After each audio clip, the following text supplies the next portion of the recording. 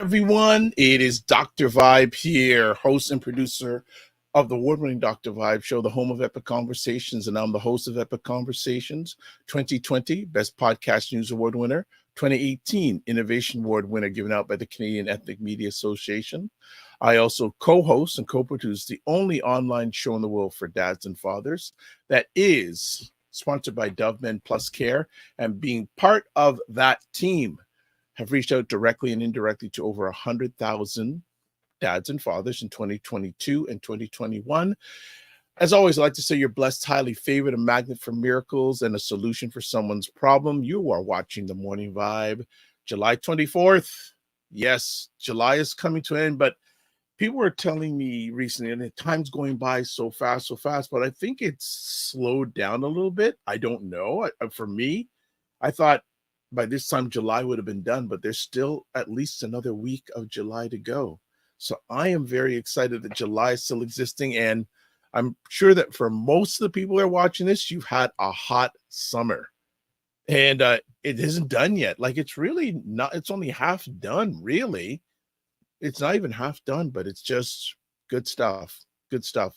So let's get off normal Monday things happening. First things first, as always, the Morning Vibe on Mondays is sponsored by the McMillan Group, providing mortgage solutions one client at a time since 1999. Buying, refinancing, or investing, call them on the, as you see on the little flyer there, 905-813-4354 in Canada, 904-586-5636 in the US. So they are our sponsors for a long time. So let me just pull them off and come back to you now. Yes, we're back. And where's Ryan? I don't know where Ryan is. I don't know. I'm hopefully we'll get him soon on the screen, so to speak. Also, here's the other more in a large contact information for the McMillan Group. There's a Canadian number, 905-813-4354, US 904-586-5636, toll-free North America, 866-883-0885, and the website, themcmillangroup.inc.com, and email address, raycmcmillan@gmail.com. All right. So let's comment right now. Who is saying good morning? Fitnance IQ Cam says good morning. Good morning, Fitnance IQ Cam. Hope you're doing fine. Hope you had a great weekend. What did I do during my weekend? Well, as I was saying to our co-producer, Caitlin, who's an intern, I just realized before I went live, said I've done a lot of conversations over the last few days. So a little bit Friday morning, we did the Morning Vibe. Then most of the day I was doing on-screen stuff. Didn't finish being on the screen till about 8:30 on Friday. Said, Saturday evening, did another State of Things with Aisha. Well, Jill and Lala. Aisha wasn't there, unfortunately. She is not feeling well at the moment. She's going through some health challenges, but she's going to be all right soon. We claim that. And then yesterday I did two conversations. I did Black Canada Talking with Cesar Nadima Musa, and he actually brought in an associate of his, and we talked about religion and culture in the Somali community. Fascinating conversation. Didn't know a lot about it. So I love conversations where I get educated, enlightened, entertained, and empowered.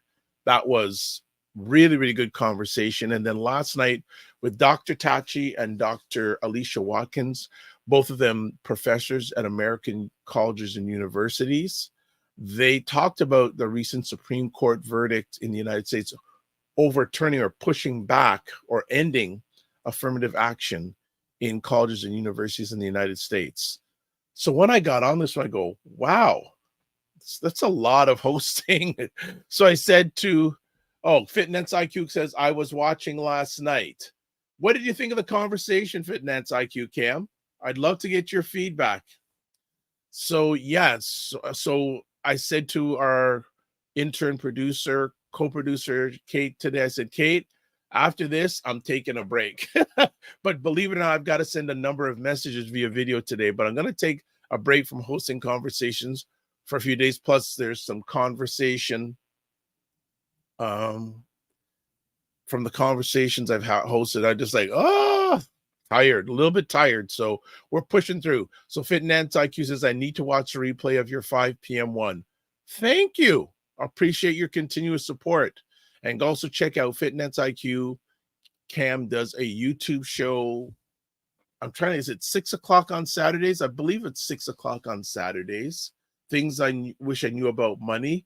And she had a gentleman on talking about the refugee issue going on in Toronto right now, especially with melanated individuals.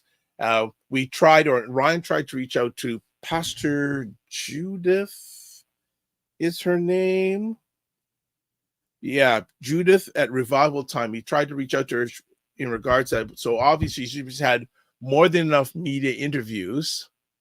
So Fitness IQ Cam. So her conversations are on Saturday at 5:30 p.m. And Ryan has just messaged me saying he's going to be here momentarily. So that is fantastic. So until Ryan jumps in, what did everyone do over the weekend? Any things you wanted to talk about? There's one or two recent stories that Ryan and I are going to be discussing today. So I'm going to wait for him to come on board.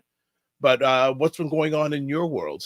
Are you enjoying the summer? Are you getting away? Interesting enough, I was asked to go on a vacation with a group, and I said no, because I had some responsibilities here to take care of. So maybe I'll get a vacation in, like outside of Toronto, maybe outside of the country before the end of this summer, but I don't know about myself. So anyone planning to take any trips, or what's been the highlight of your summer so far? Have you had any highlights? You've been to any festivals? Last week I was at a opening of a commercial real estate spot in Little Jamaica in Toronto, and I hadn't been there for a long time. So I don't know if we talked about this on Friday or not, but I haven't been there for a long time. And Little Jamaica and the Eglinton West area of Toronto, it's always been synonymous for challenging parking. Just to get there is a challenge, but also to get a parking spot is a challenge. And wow, voila, they have a nice municipal parking garage there. And also, what else? Yeah, and I actually ended up parking right in front of where this event was being held. $2 an hour. What? $2 an hour. Fantastic. Actually, and I want to say there's a gentleman who represents is it the York BIA? Yeah, the York Eglinton BIA. So interesting thing. And I was told to speak with him. I gave him a business card. He said he's going to reach out to me. So hopefully he'll be willing to come on the show, because it'd be nice to get someone who's on the front line in Little Jamaica in regards to the revival of Little Jamaica, doing some brief looking at the social media. It looks like the Kids Carnival for Caribana, I think, was this weekend. Good to hear. I know in the news this morning, Elon Musk, I think one or two people may know who he is. The man who owns Tesla, SpaceX, and Twitter. The blue bird for Twitter symbol is, I think, gone now. It's now just an X. So all the people who love that blue bird image or logo for Twitter, it is no more. So Fitness IQ says drove to London. How was the drive? I hope it was good. London, Ontario, hope it was good. By the way, does anyone still use Twitter? Does anyone use Twitter anymore? Or what is your social, if you do engage in social media, what is your social media platform of choice? Would really like to know, what ones are you using these days? As I said, I think on the last conversation we had on Friday with Ryan, I've not used the Threads app yet. So I don't know. Like I said, my time is very precious, and right now I'm not making the energy to build an audience on the Threads app yet. So, well, let's say so. Wayne Harris, good morning, Morning Vibe fam. Hey, Wayne, hope all is well. I believe the last time we chatted, you were going on a vacation. I hope that vacation went fine. And plus, I need to chat with you, Wayne. There is a group of melanated ladies, two of them, that have started their own entrepreneurial venture doing online security for small businesses. So I'm going to put an ask in to see if you can give maybe a half an hour of your time to give some mentorship if that's possible. But good to have you back, Wayne. And yes, I need to chat with you also. Kitty Cam, no, Fitness IQ Cam says, was the Kitty Carnival in the East or West End? Good question. I just looked at someone's post. I don't know where it was. Christopher Lawrence says, use Twitter sporadically. Yeah, I don't use it that much anymore, believe it or not. That I don't, it's funny, I really don't. One of the reasons why I don't is when I post things on my WordPress, I'll like do WordPress posts. It used to be able to also promote it on Twitter. Twitter ended that about 2-3 months ago. So I said, okay. So I'm finding less and less use of it. The Macmillan Group, good morning, Ray. Hope all is fine with you. Fitness IQ says she uses Instagram, Facebook, and a little LinkedIn. Okay. Wayne Harris got back from Vegas. It was 43 degrees. Whoa. Wayne, was that trip business or pleasure or a combination of both? I have been to Vegas. A number of years ago, I was in Vegas for a business trip. My goodness, it was hot. Oh, like it was so hot, like the heat was coming through my shoes, how hot it was. It was ridiculously hot, but I hope you had a good time. If you love eating, Vegas for me is one of the best places in the world to go. Like there's, and I think it was, I don't know, Wayne, have you been to the Aria? Is it the Aria buffet? Out of bounds, ridiculously crazy, ridiculous crazy. So Ray says he uses LinkedIn, Facebook, IG, YouTube in no particular order. Wayne says that's fine. I'm in. Thank you, Wayne. I appreciate you taking your precious time.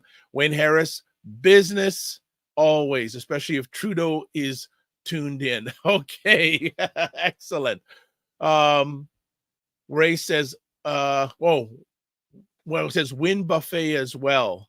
Maybe is it the Win Buffet that I went? I'm not exactly sure, but when I went to this buffet, it was crazy.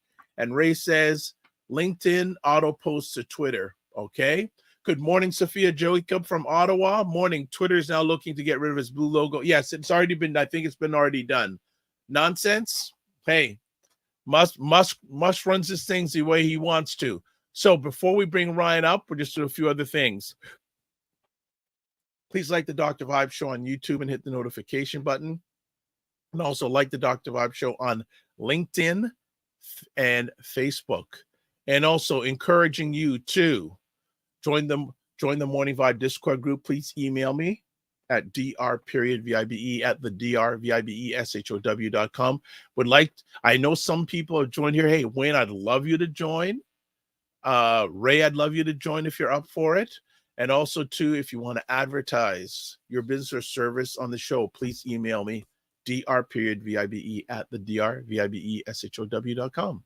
So, the main star is finally here. He has graced us with his presence. Mr. Knight. Good day, good day. How are you? I was having a crazy dream that Elon Musk bought my old apartment building and was building a new... What? A whole like big house. So I used to live at Keel and Wilson in those yellow apartment buildings, yellow brick apartments. And so I was there with my dad, and we were walking through this big development that Elon Musk was doing. I don't know where else. You dream about Elon Musk? Don't let your wife hear this. But I'm seeing on Twitter, the blue bird is still around, but Elon Musk has his X for his avatar for sure. Okay. Yeah. Okay. All right. Well, I guess the icon, like the icon on my phone. Maybe because I haven't updated my phone yet. But okay, good stuff. Good stuff. How are things with you and the family? Family is good. Been taking it a bit easy this summer, trying to spend a bit more time with the fam, planning a couple trips this good summer. Staycations, summer, like Niagara and stuff close by, trying to find some good beaches. So any recommendations, let us know. Sabo Beach. Was Sabo, was it?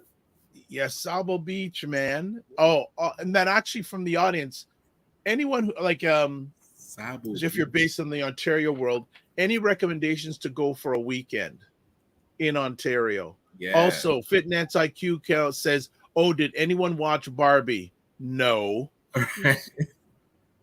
And we talked about this on State of Things on Saturday night. I have no interest in Barbie. Mm-hmm.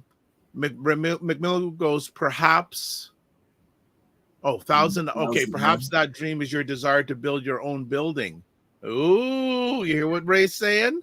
Right. And I've always thought of redeveloping those old buildings. So maybe it was a mishmash of, some aspirations. Okay. Thank you, family, providing suggestions. Fitness IQ Cam says Sandbanks. Wow, I haven't been there in a long time. Long Sandbanks, eh? time. Okay. McMillan Group goes Thousand Islands. Yeah, very Oh, nice. Christopher Lawrence says Great Wolf Lodge. I've seen ads for that, but I've never been there. we've Have you been ever been there? once. Yeah. How was My it? niece, my niece had her birthday there. It was nice. It How was it? was a very excellent water park. I thought it was really good. Okay, cool, Yeah. cool, cool. Thank you for the suggestions, family. Keep on pushing them in. So, what else has been going on? Oh, thank you for chiming in last night with Dr. Alicia and Dr. Tachi. Yes, and it was great getting their perspective on what that affirmative action Supreme Court ruling is now going to do in the short term, but also that long term effect. Because with the HBCUs, they're saying like hopefully more people now shift to HBCUs. I'm curious to see if that happens. Will there be a counter lawsuit to try and get that affirmative action back? That would be interesting to see how, yeah, do we feel we need it anymore? But I like what Dr. Watkins was saying, just, hey, separate but equal. Maybe we need to start building up our own stuff. Absolutely. And so, people who haven't watched it, I hosted last night. I think I mentioned earlier. Great conversation between Dr. Alicia Watkins and Dr. Tachi talking about United States Supreme Court rolling back affirmative action in colleges and university. And my thing is, what is the long-term effect in regards to outside of college and universities? And Yeah, what with impact corporations and what impact is that going to have on diversity inclusion? absolutely. Because Yeah. go ahead.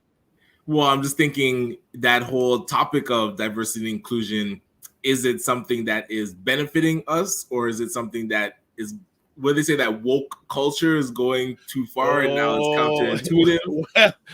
well, it's interesting.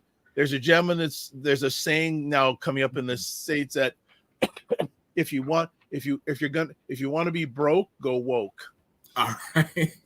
Well, look at now. There was a like Target had a campaign a little while back targeted to LGBTQ, and I don't know the other letters, so please forgive me. I'm just gonna stay there, and it got huge backlash. Anheuser-Busch, which is one of the largest breweries in America, they did a campaign this year targeting that community. It got big pushback to the point their stock plummeted. Oh, wow. Okay.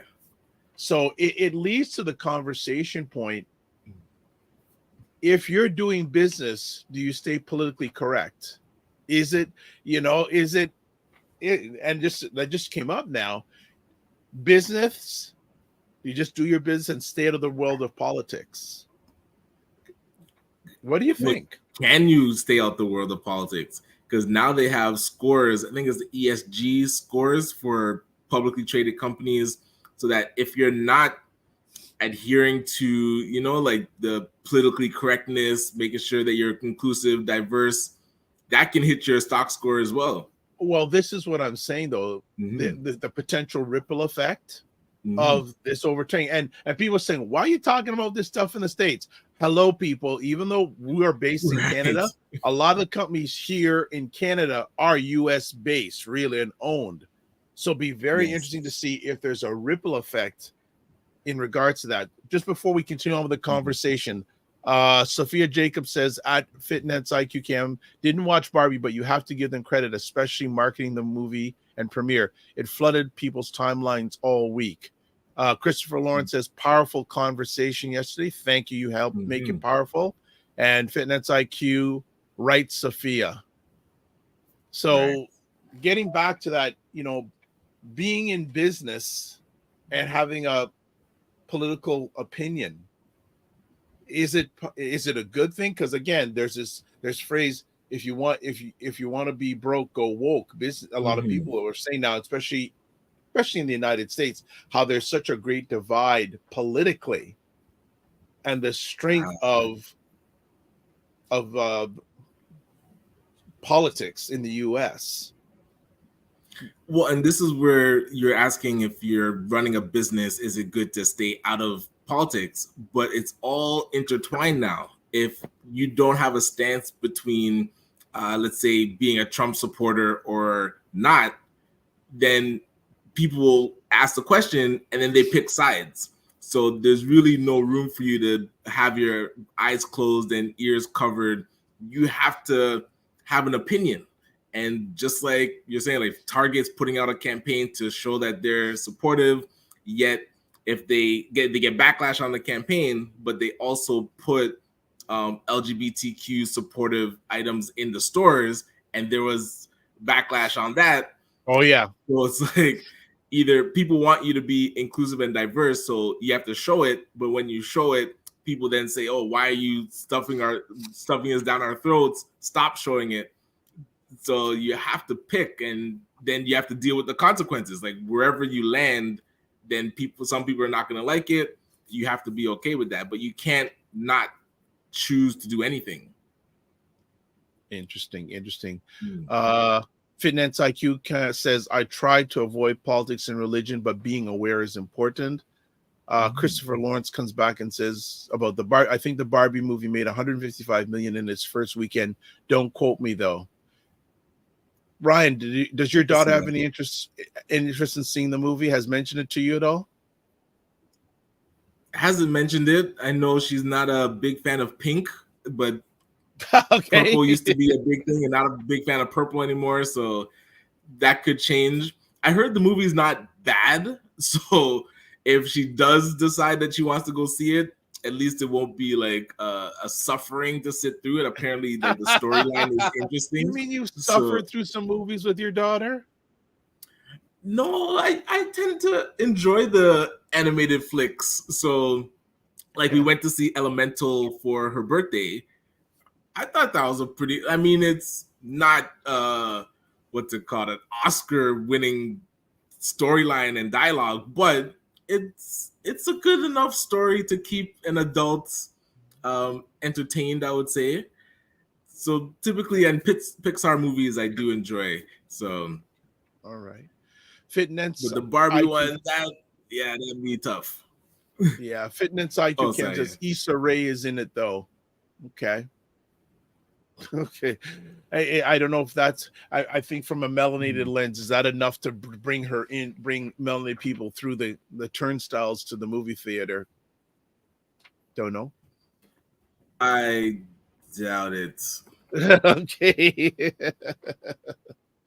Okay. For her, it's like everything that's gonna be in that movie, it will look like tokenism based on what Barbie typically used to do. It's like, yes, you have kind of the one melanated doll or the couple.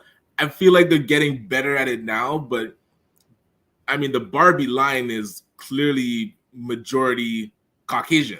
So that's not like anything that you now add to it is just, it's going to feel that forced inclusiveness. And again, I haven't seen the movie, so maybe they've done it very well, but Issa Rae being in it just kind of lends to that tokenism conversation. No problem. Fitness IQ Cam says fair. Christopher Lawrence says, is today a freestyle Monday? So far, yes, it is.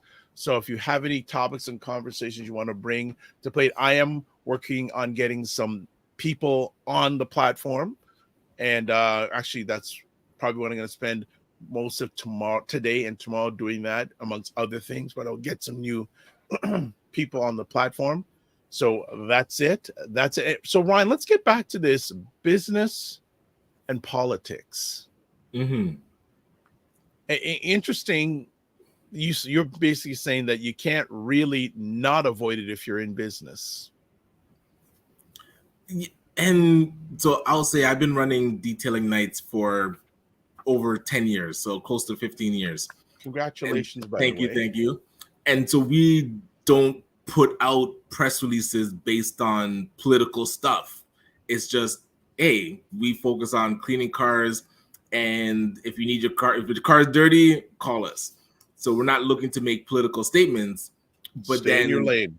Ryan is a public figure, and Ryan is attached to Detailing Nights. So anything that I say gets attached to Detailing Nights. And I haven't seen it like a backlash to say like, oh, Ryan said XYZ on the Morning Vibe, and so I'm not going to use his car cleaning company. I haven't seen a direct correlation there, but it can happen. And eventually I might, hey, all this talk that I've been giving my opinion on women and how they dress and being at events might have a back where women are like, listen, I'm not going to support his business anymore. So that can always happen because humans run businesses. So a business gets usually attached to a political figure. For now, ChatGPT running your, for now. Listen, actually, AI is catching up 100%. Interesting. Just quickly, I again was quickly going through social media on the weekend, and it was actually on Twitter. I saw a post where there was a guy playing ping pong against a robot, like in person, like Cyborg. Whoa! I'm going, is this really real? But it was, and the robot won the point, and the guy was smashing smashed the robot and won the point on a nice little dink shot. I just went, wow! I just went crazy. Let's get back on some comments here. Sophia Jacob says, good points, Ryan. Nice. Nikki and Ice Spice remixed the Barbie soundtrack. Christopher Lawrence goes, congrats, Ryan. Well done. Your business accomplishments. Yes. Now, okay, wait. Okay. Sophia Jacob says Caravana makes a ton of money for TO. And then Wayne Harris, we'll jump onto this. Caravana is coming up. Who's going? How much money will it make for the community, if any? Are you all okay with that? I would doubt anybody would be okay with it. It's now, how do we shift that from it only making money for the city in general to it now actually economically benefiting the Black community that puts it on? I mean, Caravana's going on 50 plus years. So what out of Caravana has been produced other than the festival each year? That would be a good question. I feel like Wayne is trying to lead us in that conversation to say like, hey, we should be paying attention to the economic benefit that we're bringing to the city. How do we translate that into wealth building in the Black community? I haven't been part of any of those conversations. If those are happening, that's great, but I haven't seen anything really change in how it's being run now so that it creates infrastructure. So Fitness IQ Cam says, I'm going to a retreat on Caravana Saturday. There you go. Okay, so going to Wayne's question, he said that, hold on. Christopher Lawrence says it's time to create a new Caravana. Who's starting the first business meeting? No, I'm not. A new Caravana, yes. I'm not. So Wayne, I'll tell you, I have not been. First of all, I don't call it Caravana. I call it a Marabana. Oh, okay. Yes. Right, because it's Caravana would be nothing without the Americans coming up.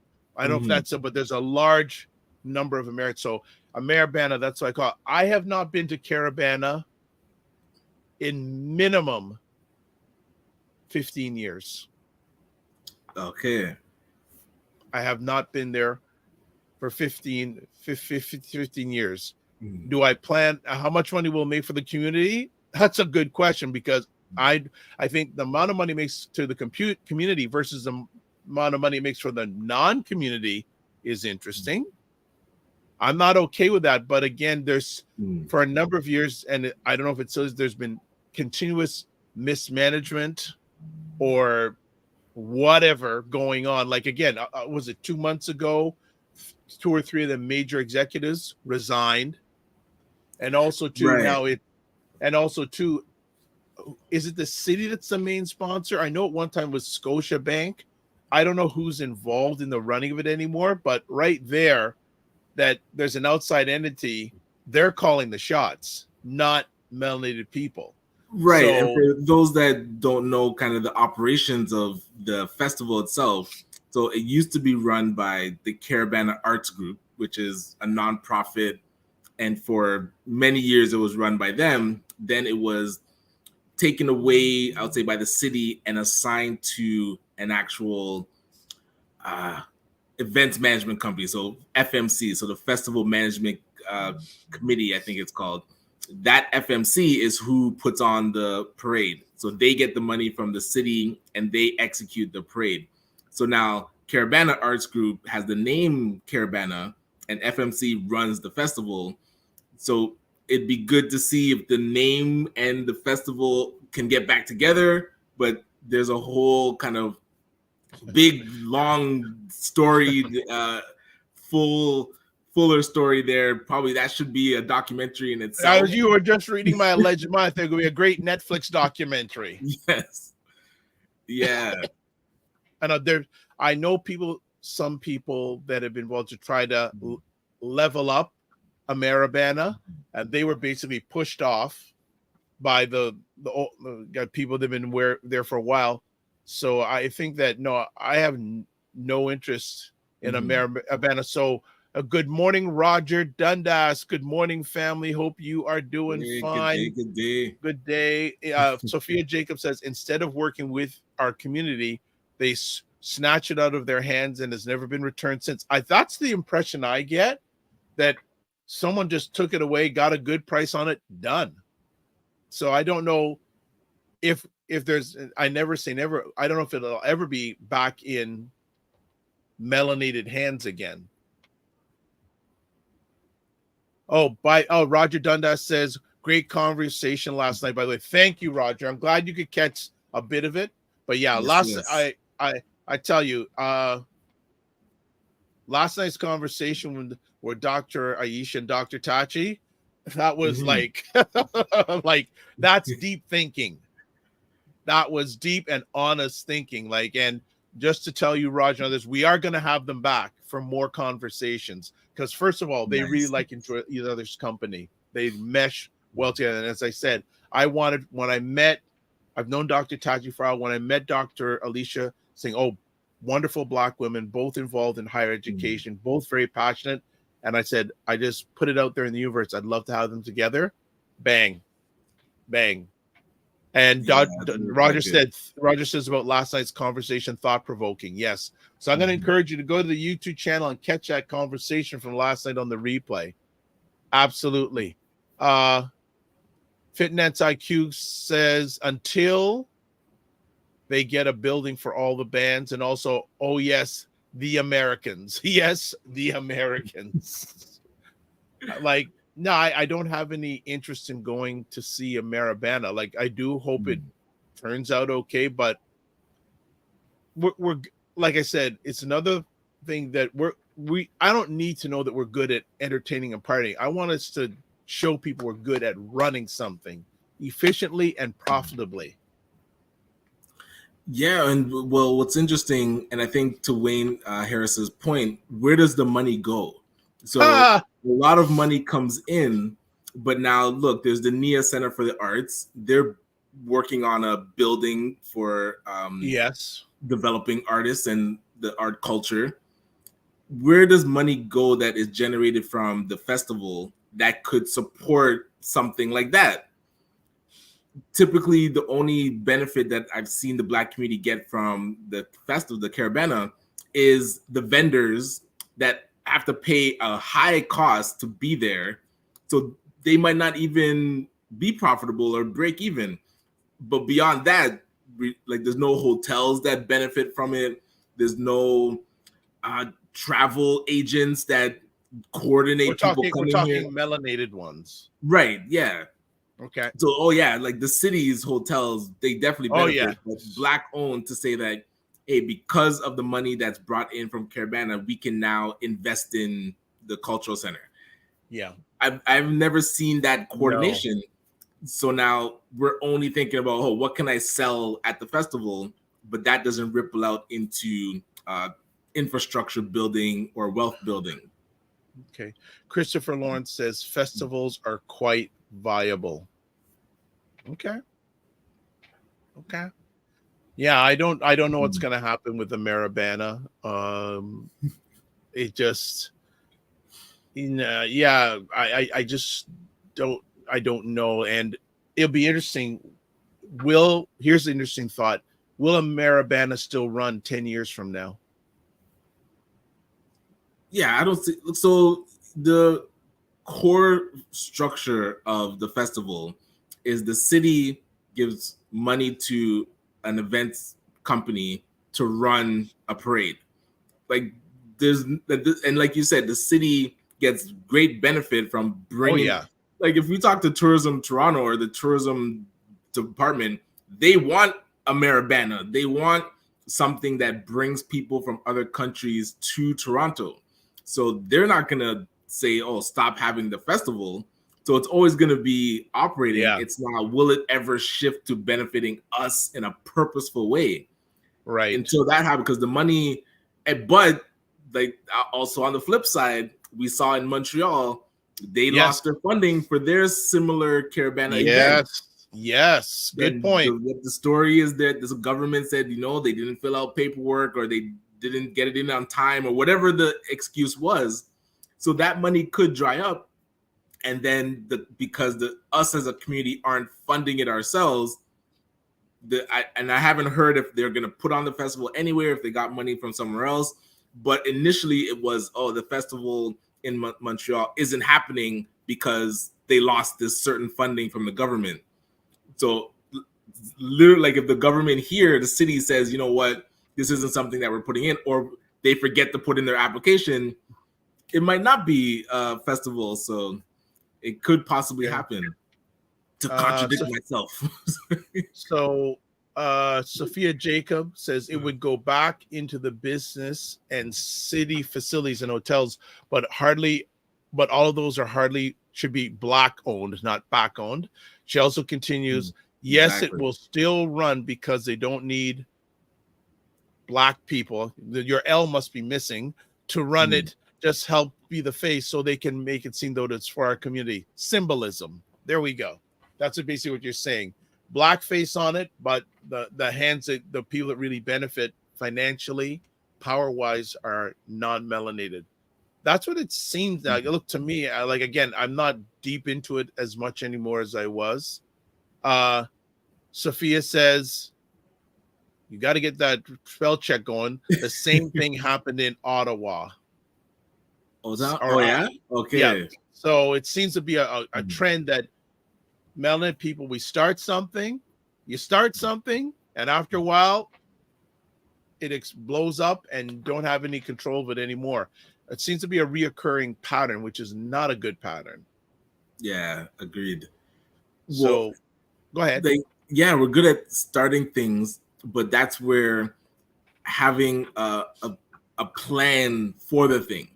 Because, hey, Caribana started, they wanted to celebrate the diversity of the different Caribbean countries here in Toronto, but there was no 50-year plan for the parade. It was sustainability. Okay, let's put this thing on. And then, like you said, it started to bubble up and it gets very popular. But even still, when it started to get popular, people that had certain plans to use the profits to benefit the community, in board meetings, it gets shut down. So then things aren't purchased, such as a building from the profits. They could have purchased a building and now used that as a Caribbean cultural center.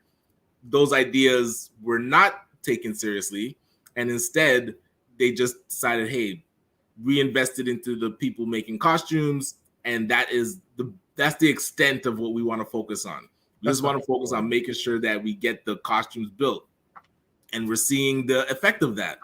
So now until we can shift where money flows or take advantage of, like, I think somebody posted in the comment, like the hotels, travel agents, all the ripple effect of where the money goes, we have to put ourselves into those industries and be the managers of it. Okay. Christopher Lawrence brings up some interesting numbers here. The festival attracts 1.2 million people, not 1.2 people, 1.2 million people. I don't understand this 180 tourists. I don't understand that. But the key thing I'm looking at generates $338 million approximately. He says, holy jerk chicken. There you go. So here's the question. Okay. Of that $338 million, what percentage goes into melanated hands?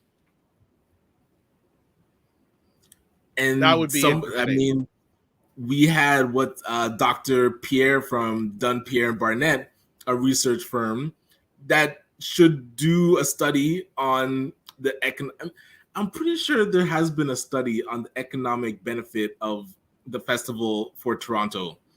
And you can see clearly like who benefits and where the money is going. So I got to do some digging to see if that exists. But if that hasn't been done already, we should commission that so that we actually know the approximate dollar figure of how impactful it could be if more of that dollars flow through our community. Okay, so I think with Christopher, I'm looking probably at the same story that Christopher. Well, that's old. That's an old story. Yeah, I don't see. Yeah, all the stories I have about the economic benefit are really old, so I won't quote really old numbers. Roger Dundas says there's also the issue of South Asian Indianism racism against Black within Caribana. What? There we go. Hey, see, so I don't even hear about that. Right. So I thought at least for this festival, I mean, with Calypso and soca and reggae playing, we all can agree that those musics are fine. So that racism that's happening, that's probably some inner backroom stuff that I have no idea about. All right. Keep the comments coming. We're going to bring up another story here that was brought to my attention by Roger Dundas. Thank you, Roger. We're going to bring this up. Let me put it up on the screen. This had me thinking all weekend. So let's put it up on the screen here. It's thinking. Okay, Jamie Sarkonrak. Hopefully, I'm sorry if I didn't get that right. Toronto principal bullied over false charge of racism, dies of suicide. So this is a really interesting story. And again, okay. So long story short, and Roger, you can fact check me. I'm not going to read the whole article, but basically what happened was this gentleman who was a principal of a school, there's an organization called the Kojo Institute. They do diversity and equity training throughout Canada. I think they may even do some stuff in the United States. They had gone into the school and gave some diversity and equity training. And what can I? Okay, well, let's see. Okay, so I'll read this paragraph. His stellar career took a sour note after he was bullied in this is the quotations of the columnist. I'm only reading what he put out there. All right. So his stellar career took a sour note after he was bullied in a diversity, equity, and inclusion training for the Toronto District School Board administrators in 2021. According to the lawsuit he filed in court, his sin in the eyes of facilitators of the Kojo Institute was questioning their claim that Canada was a more racist place than the United States. Canada wasn't perfect, he said, but it still offers a lot of good. For the rest of the training session and throughout the follow-up training sessions the week after, facilitators repeatedly referred to Bisco's comments as examples of white supremacy. The experience was humiliated, particularly because Bisco placed a great emphasis on equality and anti-discrimination during his career. So I can read further onto this, but also as a last resort of accountability, he launched a lawsuit against the TDSB administrators, and then the TDSB launched a subsequent lawsuit against the Kojo Institute, but later told me it planned to discontinue that claim. But this gentleman committed suicide last Thursday.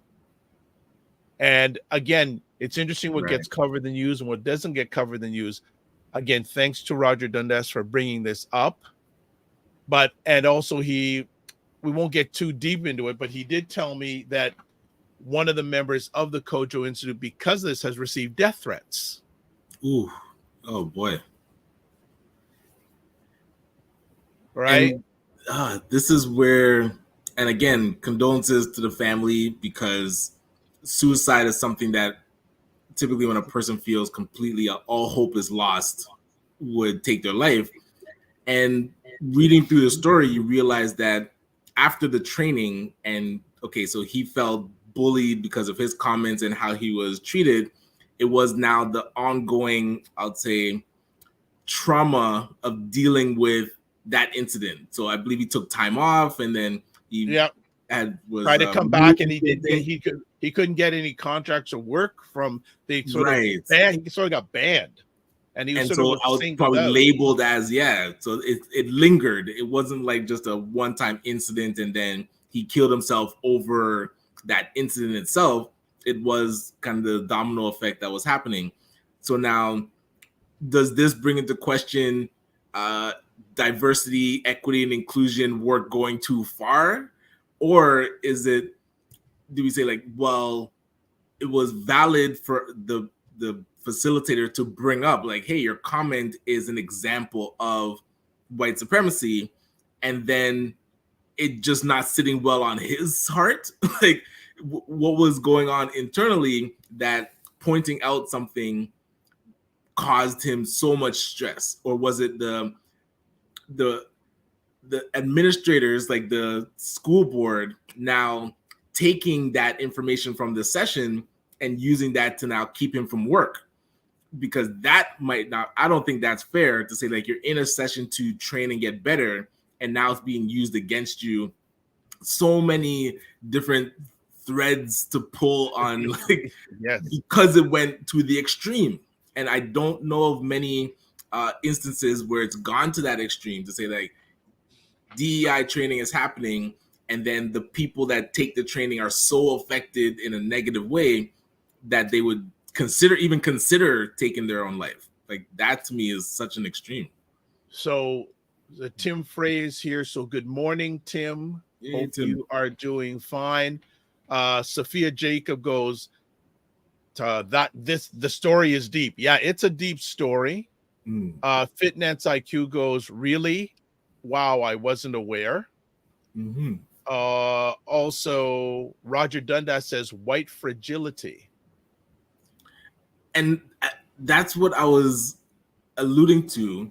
But I don't know if it's fair to say, because if a person is called out in a session, that's one thing. But the story makes it seem like they kept using it as an example. So then he became like the personification of white supremacy in the sessions that they're doing.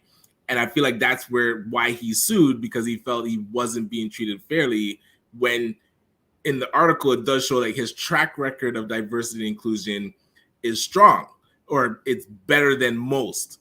So to unfairly label somebody like that, that's where the word bullying comes up. Because if it's a person that truly is like, planting their flag in the ground, white supremacy, like, no, everybody is better off because they're in Canada, and people should be grateful, and I don't need to do the training, and like, I don't think that was the perspective he was coming from. But I do agree that a lot of times white people play the victim when pressed about their oh my gosh, their privilege. And then so when you point out their privilege, suddenly they become the victim. And now Black people, we have to be coddling to them to say like, oh, you know, we didn't really mean it like that, or like it's a weird dynamic. And that's why I know for myself, you keep quiet in certain situations because you know if you call it out, they're gonna get emotional. And I've seen this many times in meetings or board meetings where a person gets so defensive and emotional when you call out like, listen, what you're doing right now is adversely affecting the Black community or the Black discussion. And then the rest of the meeting, it's trying to appease this person's, like, they're crying, or they don't even want to continue the meeting because they're like, oh, I feel like I'm being attacked. So yeah. I'm sure that white fragility does come in, and we've seen it play out. But on the flip side, we shouldn't be pressing people to the point that they feel, you know, they can't work, and they also would want to kill themselves by being better. So it's a really deep story, and family, I love people's thoughts on this. And if you want, you know, I can share the link. I'll share the link on our Morning Vibe Discord group. Let me put it that way. Mm-hmm. I'll share the link on the morning, and also going to share it in the other Discord group that I run, the State of Things, Aisha, Jill, and Lala. Be very interesting to get people's feedback on this. I also would want, like, I know there's going to be comments here, but what would happen if the roles were reversed?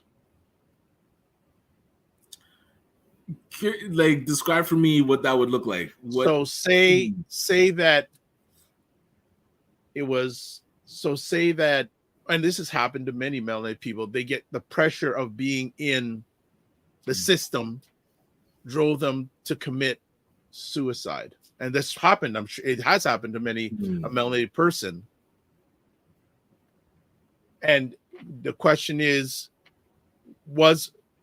did this gentleman, was he treated fairly? I think that's what the bottom line question is. Was he treated fairly? I understand where the white fragility comes from. I hear you, Roger, but I also hear what you're saying too, Roger, because if you read the article, this gentleman had a track record of being very supportive and putting energy for equality from what we read. Again, from what we read, that's from that source. And also the article was written in a publication called the National Post in Canada, and there seemed to be more right-leaning, because the last paragraph in the article was very interesting. What this columnist said, saying, in the meantime, this goes down as a harsh reminder that hasty vitriolic accusations of racism can contribute to real trauma experienced by real people, including those who spent their careers promoting multiculturalism and fighting discrimination. The public sector needs to seriously reconsider its practice of using taxpayer dollars to fund disruption and confrontation of staff.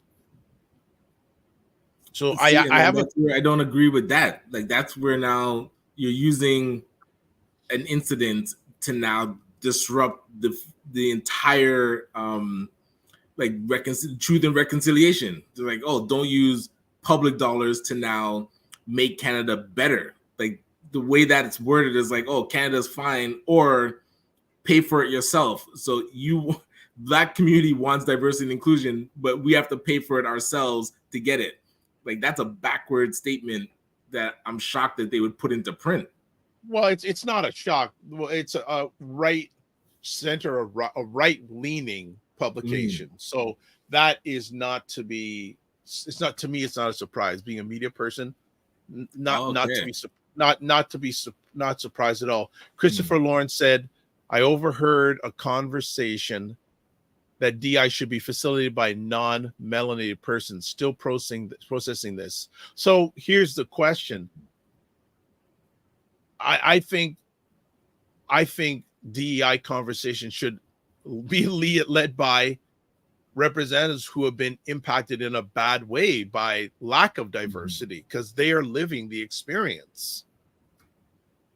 They're living that experience. Now, again, I'm sure, even though this isn't a lot of people don't know about this story now, this story is going to get more coverage, because when this, because there's going to be a lawsuit. In fact, there is already a lawsuit. It's going to get more and more coverage. And again, going back to what we talked about earlier about some media houses aren't playing it right here in Canada because they should be linking this with what happened with the Supreme Court and affirmative action in the U.S. That would bam, I'd be That's why I'm glad Roger brought this to attention. That's one of the reasons I also did the conversation last night. And that's why I think these two stories are aligned. True. Obviously, now it's actually gone to in this case, a big extreme, really, really big extreme. But it's going to be very interesting to see the landscape of diversity and inclusion over the next few years. Well, and Sophia, we've seen a lot of white people get hired in DEI roles. So what Christopher is saying, I've seen that happen. If you check LinkedIn and you look at people's titles and they're the director of DEI or the VP of diversity and inclusion, and it's not melanated people. Yeah, I think that's a huge miss. That's a huge miss. And also, Sophia Jacob says we need folks with lived experience leading DEI trainings. I think that makes sense. I think that makes perfect sense. I think that, and then I've also had, I know a number, but I'm going to go here. I know a number of, especially melanated ladies who have been hired to do DEI training or hired by companies to do it. And a lot of them leave. They say it's too stressful. There's no support.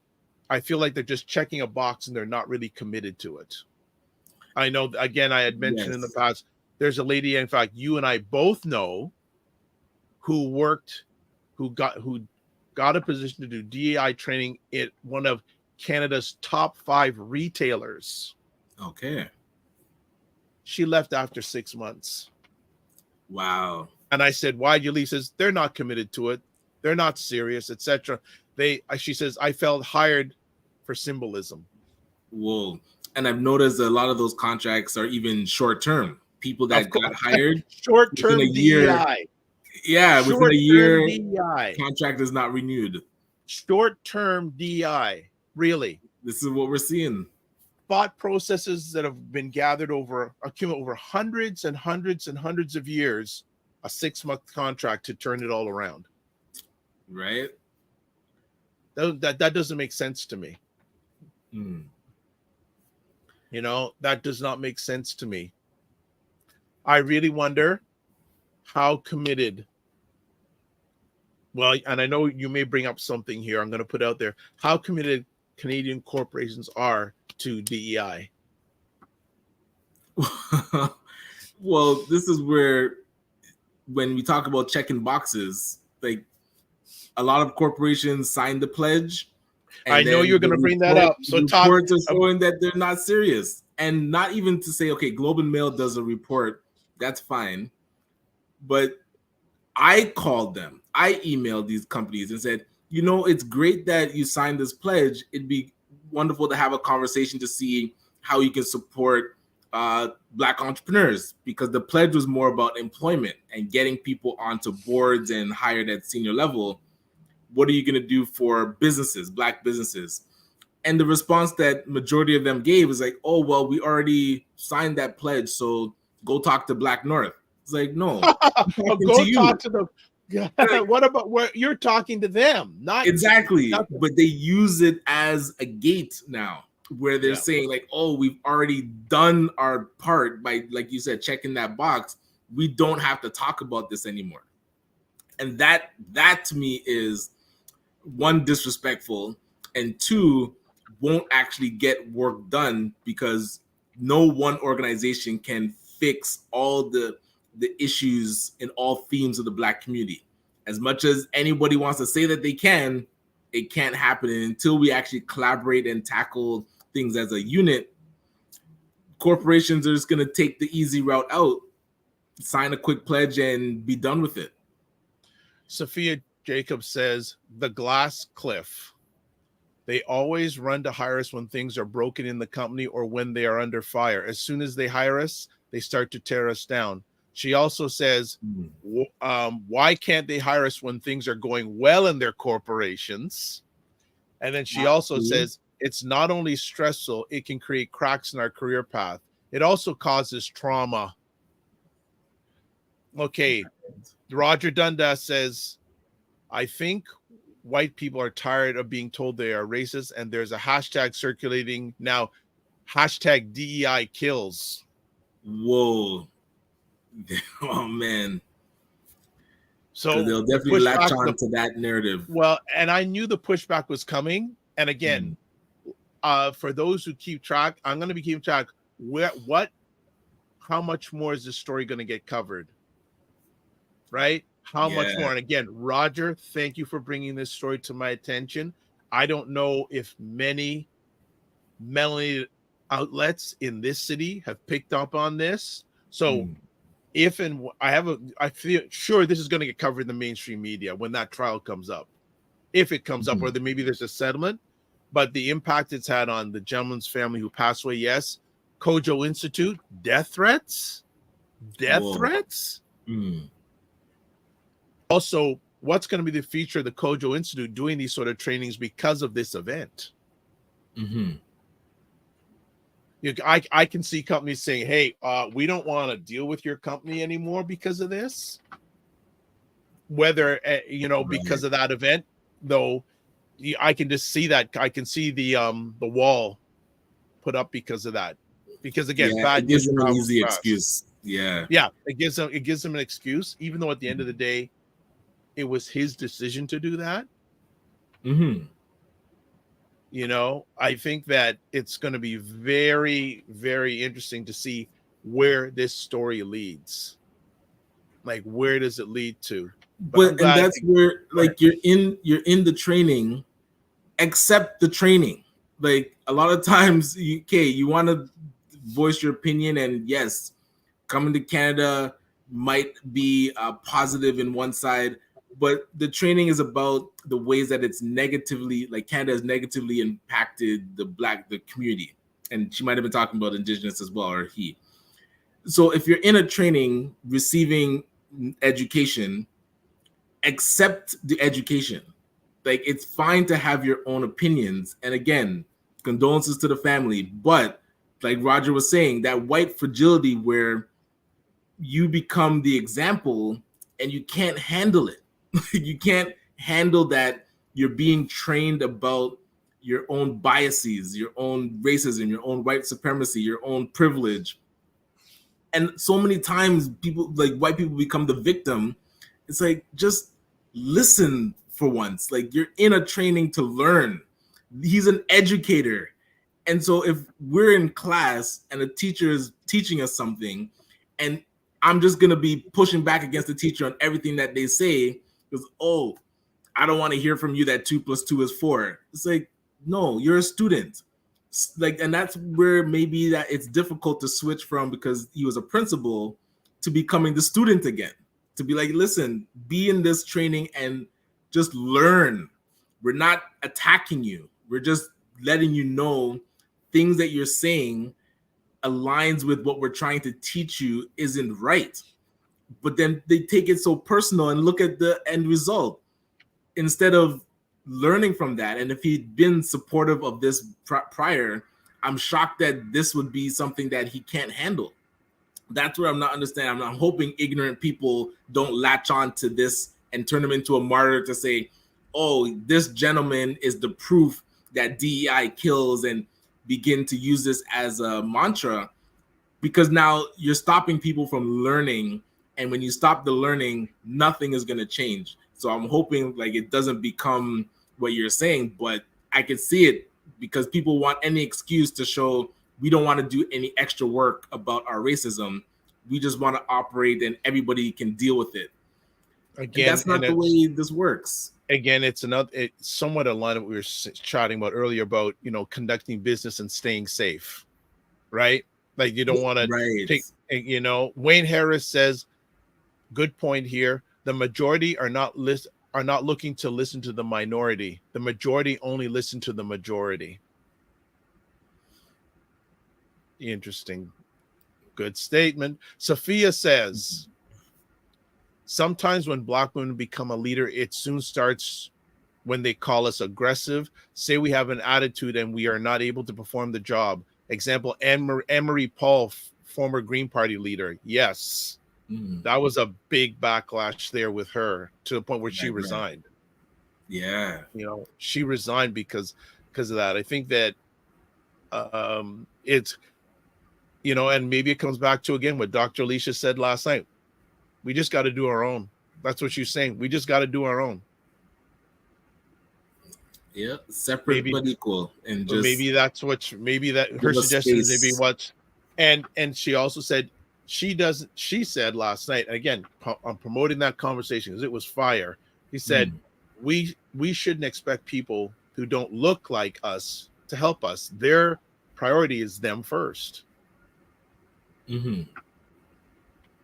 That is her thought process. Also, her husband, Dr. Boyce, he's even stronger than that. I ain't gonna quote him. You can go watch him, but he really deep dive into that, and it's interesting.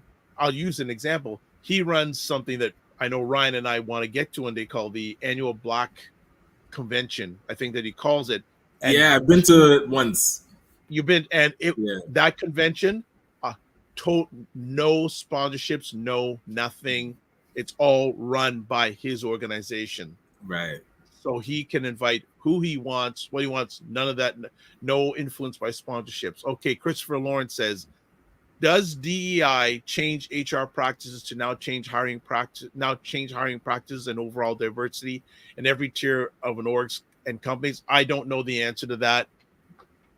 But again, let's bring up that conversation in the Discord group, and I can reach out to at least one person I know. Like I could possibly reach out to that one person who used to work for a top 5 retailer in Canada in their HR. I could maybe get some comments from her. I want her to keep her anonymity if she would like. But I can, actually that would be a good conversation for us to get some people to talk about the state of DEI. Yeah, and I know a couple people that got hired as DEI. Can you reach out to them? I would like, if they're comfortable, I would love to have them on the platform. I think that'd be good. And get the state of DEI as we speak now, because it's very, very interesting landscape on what's going on in that world. So I think that this story, especially in Canada, is far from over. Well, and what's difficult too is, so our organization will reach out to a company to say, like, hey, we're looking to partner with you and see how we can work together. And then that company will point us to the DEI department. And now 3 months later, that person's gone. So it's like, it's a complete deflection. And also it's not even long-term. So sure, if that DEI person was there and it's going to be there for years, you can work with them. But typically you reach back out a few months later and the person's gone. Nobody's really replaced them. So it's difficult to build relationships with companies because they keep deflecting you to this DEI department that's temporary. Yeah. So yeah. I think just let alone the example you used there, it took them a while to get back to you. That's a red flag right there. Right. Well, sometimes because the person's not there anymore. So well, but, you don't know. But that's a red flag. Yeah. That's just, that when it takes a while for like a few months. Wow. That's crazy. We've got a comment here from Hayton. What's going on, Hayton? Saying that the status quo is the status quo because it works for the majority. Does anyone really believe that they change it? Valid.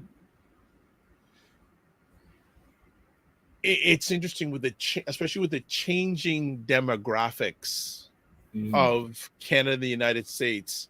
What is this going to look like in 10 years, 15 years, 20 years? Will it change? Because this is a system. I think people don't realize, at the bottom line, this is a system. And if you want to break a system or change a system, you've got to have a system. Right. A system to combat the system. Yeah. So maybe it's a big wish to think that hiring people to do something when there's no system in place for them to impact change, it's not set up for success. Hiring people in temporary spots, that's not a systemic approach. It's a short-term approach to a long-term journey. Right. 100%. You know, this is that again, it's symbolism. But definitely, Ryan, I asked favor-wise if you're able to get even one or two people, and hey, I'm even willing for them to come on. They don't have to give their real name. They don't even have to put the camera on if they want. Gotcha. Right. You know, or just give their first name. I have no difficulty with that. I think that's a very important and relevant conversation that we need to have. I don't, you know, yeah, I'm gonna ask if you can see if we can make that one happen. All right, sounds good. Yeah, man, I'll send the notes. Yeah, I there's someone I know also. I'll see if I can reach out to her. But yeah, so that is it for this morning, family. We're letting Ryan go before his 10:30 so he can breathe. He always has this 10:30 meeting, and a lot of times we're just running up right against, or he has to leave. We want him to say goodbye this time, not just like click off the screen. So again, thanks everyone for making an epic conversation. Well, we can just drop a conversation. I was chatting with someone who runs a Black podcasting organization, and I tell them about the morning vibe, and I say, yeah, sometimes we can just drop a subject and the audience just takes it and goes, what? How you doing that? Oh my gosh. So I'm going to, since Ryan is, I'll do shout outs. Thank you, Christopher Lawrence says, great conversation. Thank you, Christopher Lawrence. Great conversation. Thank you. Good stuff. So I want to thank everyone for dropping by this morning. Good stuff. I'm glad everyone heard out that conversation topic about the gentleman who committed suicide. Again, condolences to his family. It also, though, is a bigger conversation to that. There's a bigger conversation that all of us need to have. And there are a number of people that aren't even having the conversation, or they've put it in the garbage can. Sorry, it has to be recycled and brought up because it's impacting the status of this nation, especially Canada. I have another comment here. Fitness IQ. Okay.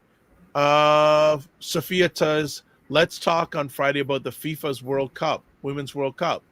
What do you want to chat about it? It's going on. Start. Yes. You know, so Sophia, I'm going to put up the details of the Discord group. I want you to join it and tell us, what do you want us to talk, from what angle do you want to talk about the FIFA World Cup? Just putting a topic out there. Hey, that's great, but we want to really go deeper.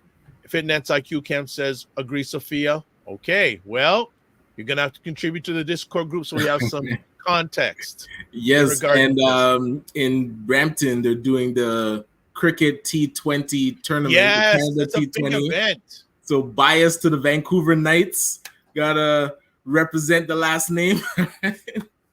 But I wish it was 10:30 right now after that comment. But what the I wish it was.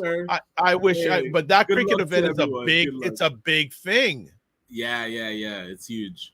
It's a big. I heard media reports. I'm going, this is serious. Fitness IQ says, I'll remind you in the Discord. Thank you, Fitness IQ Cam. That's what you got to do. So a few other things before we check out.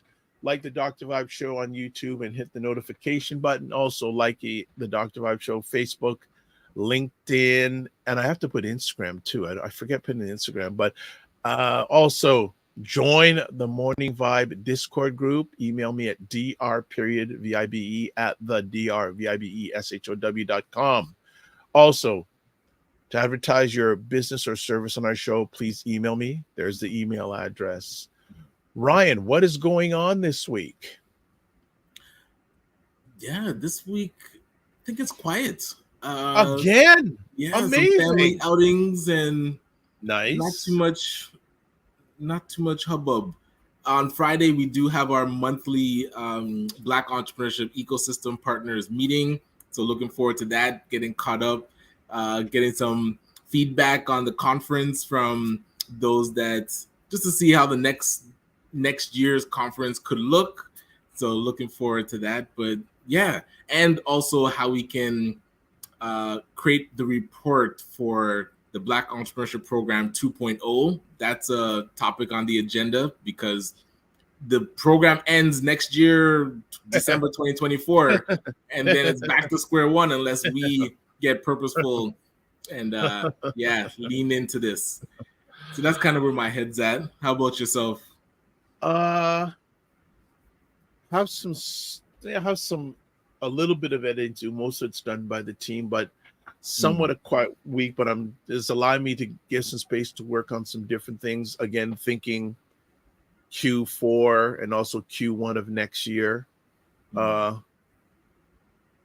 the FitNets Cam, I see you're already putting in the Discord group thing. So good. Love that. You can go with that. Love that that's happening. Yeah, but somewhat quiet. Yeah. So it seems like it's like a midsummer thing, and it's nice and quiet right now. Nothing too crazy. Like I said, done enough conversations for a while. So screen wise, I don't expect to see myself on screen wise till Friday, and also working to get some people on Friday. So I'm going to reach out to him today. There's a melanated gentleman that has started a new wellness app. Okay, solid. And he's based in Toronto. And actually, I know the lady who is the voice of it, and they were on an IG Live last night, but I'm going to reach out to him. Yeah, so it's a Black-owned wellness app. Okay, excellent. So I've got to reach out to him to see if we can get him on Friday. And there's a few other people. Again, I'm still trying to reach out to maybe one or two people to give their comments on the refugee issue, because that hasn't gone away. It's still existent. Like, exactly. How long can they stay in that church? Exactly, yes. Right? So got to work on that. So there's a scrolling at the bottom where you can watch replays of the Morning Vibe on the Dr. Vibe Show on YouTube and Facebook, Afro Caribbean Business Network, Facebook and YouTube, and Ryan Oneil Knight on YouTube and LinkedIn. We have 2 more comments hit up here. Okay. I'm glad you gentlemen have a semi-quiet week. Yes. Yes. And also, yes. And she goes, speaking of wellness, yes. Exactly. Thank you. There's someone who cares about us outside of our immediate families. That is a good thing. I was at an event yesterday and someone said, how are you doing? I said, you know what? Not that many people ask me that. So I appreciate that. So that's it. And then Fitness IQ Cam is talking about a wellness retreat in the Discord group also. Okay. I think that's it. Ryan, anything else you want to add? Oh, one other thing I want to add. Condolences to the Salmon family. Beverly Salmon. Yes. A matriarch in the Toronto Black community passed away recently. So condolences to the Salmon family, Warren Salmon, who's been running First Fridays for how many years, Ryan? You will know more than I. At least 26. Yeah. Yeah. So condolences to the family. Bev Salmon, a true pillar of not only Black Toronto but Black Canadians. Absolutely. So, all right. Okay. That's it, family. Thank you for putting up with us. We'll see you on Friday. Again, join the Discord group so we can keep the conversations going. All right. Live your life I almost forgot about live your life as a dream. If you can dream it, you can make it. Sometimes you have to get smaller to get stronger. Block assumptions and aim bigger, aim better, aim higher, aim wider. Love, faith, and respect. Remember to give yourself grace and don't just manage your time, manage your energy. God bless. Peace well. Keep the faith.